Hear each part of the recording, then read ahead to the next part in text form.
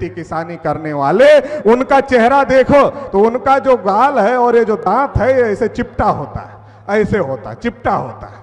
और पंडित का देखो तो लाल लाल गाजर जैसा, टमाटर जैसा दिखाई देता है। और इतना ही नहीं, मंदिरों में जो बैठते हैं अगर उनका वजन कर लो 2-2 कुंटल से कम नहीं मिलेंगे। आप वजन, ये जितनी चर्बी है ये सारी चर्बी पिछड़े वर्ग के द्वारा लगाई हुई है।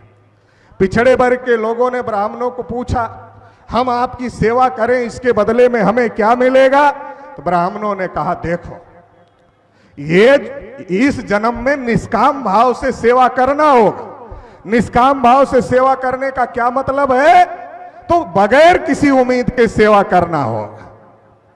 तो हमारे लोगों ने पूछा, तो हमें कुछ नहीं मिलेगा, मुफ्त में सेवा करना होगा? तो पंडित जी ने कहा, अरे ये जो जन्म भुगत रहे हो इसमें इस जन्म का फल थोड़े ही मिलता है, ये तो पिछले कर्मों का फल है, पिछले जन्म का फल भुगत रहे हो, इसलिए तो सूत्र में पैदा हुए।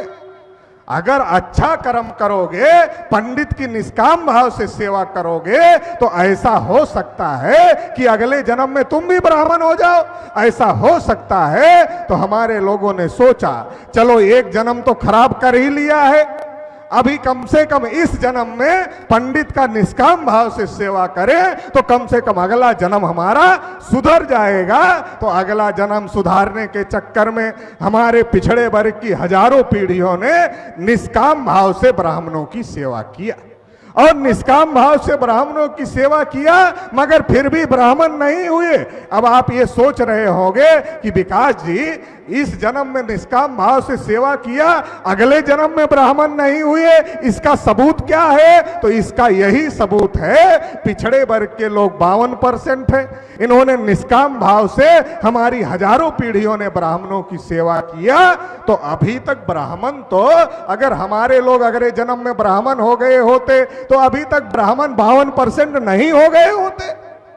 52% तो हुए नहीं, वो तो 3% ही है। इसका मतलब हमारे लोगों को ब्राह्मण नहीं बने अगले जन्म में, ये इस बात का सबूत है। तो साथियों, मैं ये बताना चाहता हूं, जब अंग्रेज नहीं आए थे, जब मुगल नहीं आए थे, तब ब्राह्मण इस देश में आए थे, और ब्राह्मणों ने जाति व्यवस्था बनाई, ब्राह्मणों ने वर्ण व्यवस्था बनाई, और जाति व्यवस्था वर्ण व्यवस्था बनाकर इस देश के जो मूल निवासी थे उनको गुलाम बनाने का काम किया।